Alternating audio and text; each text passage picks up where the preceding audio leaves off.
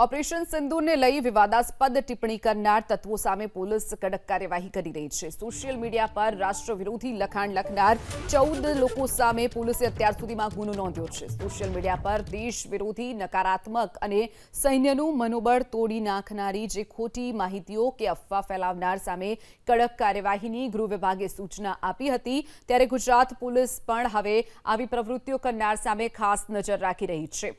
આ દરમિયાન 14 લોકોએ રાષ્ટ્રવિરોધી પોસ્ટ કરી હોવાનું ધ્યાને આવતા તમામ સામે ફરિયાદ દાખલ કરવામાં આવી, જેમાં ખેડા જિલ્લામાં 2, ભુજમાં 2, જામનગર, જૂનાગઢ, વાપી, બનાસકાંઠા, આણંદ, અમદાવાદ, સુરત, વડોદરામાં એક તત્વો સામે એફઆઈઆર નોંધવામાં આવી છે। તો રાષ્ટ્રવિરોધી પોસ્ટ કરનાર જે તત્વો છે, અત્યાર સુધીમાં 14 લોકોએ આ પ્રકારની પોસ્ટ કરી હોવાનો ખુલાસો થયો છે।